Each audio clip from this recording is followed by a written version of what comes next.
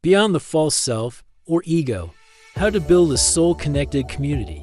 In our world today, many of us feel a deep sense of loneliness, even when surrounded by people. We go through our days wearing masks, trying to look successful, strong, or perfect. This mask is what we call the false self, or the ego. The ego is the part of our mind that believes we are separate from everyone else. It thrives on competition, judgment, and the fear that we are not enough. As long as we live from the ego, we can never truly connect with others. To find real peace, we must go beyond the ego.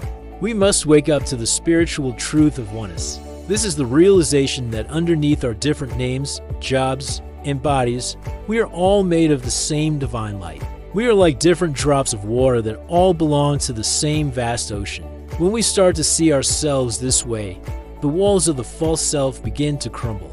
Building a soul-connected community means creating a space where we connect through our spirits. It is a village for the soul where we support one another, practice deep kindness, and recognize the divine spark.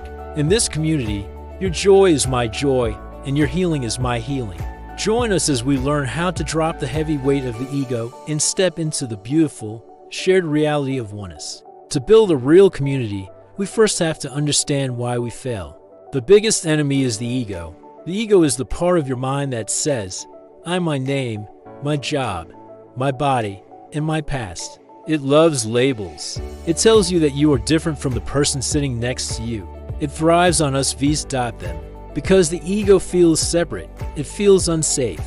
It thinks it has to compete for love, attention, and power. You cannot build a community if your mind is busy trying to be better than someone else. Most of our friendships are ego to ego. We show people a mask of success or happiness, but souls cannot connect through masks. To find real community, we have to be brave enough to show our true, messy selves. If the ego is the lie, what is the truth? The truth is oneness. Think of the human race as an ocean. The ego thinks it is a single wave, separate from all other waves. But spirituality teaches us that we are the ocean. We are all made of the same energy, light, and life. When you look at another person, you are looking at another version of yourself. Their pain is a reflection of your pain. Their joy is your joy. The need to judge them disappears. You realize that hurting someone else is actually hurting yourself. The village goal is based on oneness. Think of a village like a human body. The ego thinks it's an individual finger and doesn't care about the rest of the hand.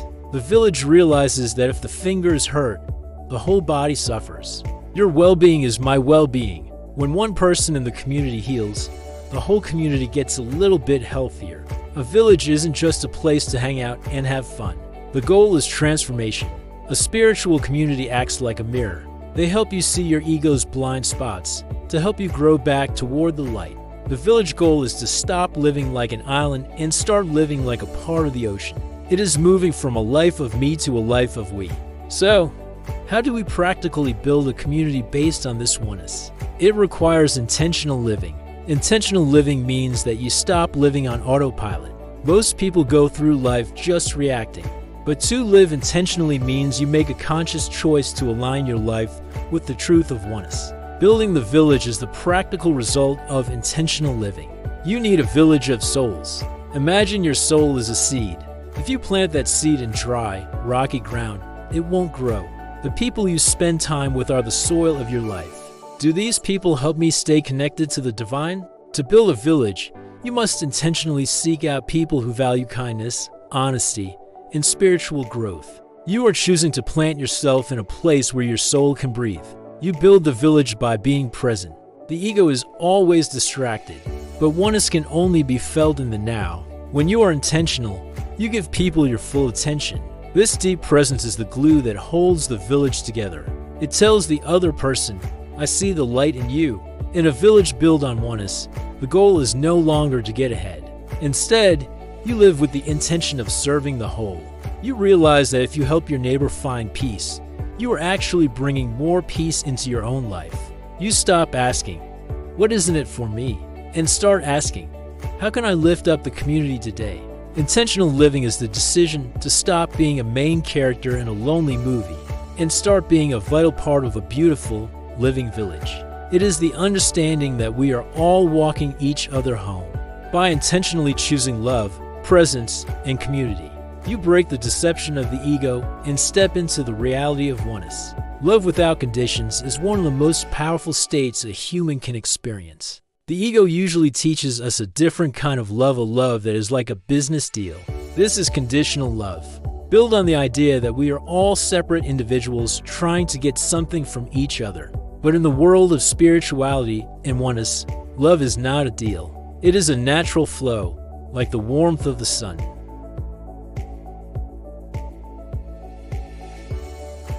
To love without conditions, you must change how you see people.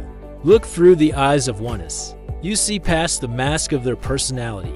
You look deeper and see the divine spark inside them. You realize that the same life force breathing inside you is also breathing inside them. When you understand this, you realize that there is no other to judge. Loving them is simply loving another part of the Great Spirit. Even if they are acting from their ego, you can still love their soul. You can say, "I do not like your behavior, but I love the light that is hidden inside you." Love without conditions requires a heart that is ready to forgive. The ego loves to hold onto debts. If we are all one, holding a grudge against someone else is like your left hand being angry at your right hand. Unconditional love lets go of the past immediately. Forgiveness is the way we keep the channel of love open. When you choose to love without conditions, you become a healing force in the world. This kind of love is quiet, but it is stronger than hate. It melts the walls that the ego has built up in others. By loving someone without asking for anything in return, you give them a glimpse of oneness. You show them that they are safe, that they are seen, and that they belong. In the end, love without conditions is the ultimate waking up. It is the moment you realize that love is the only thing that is real.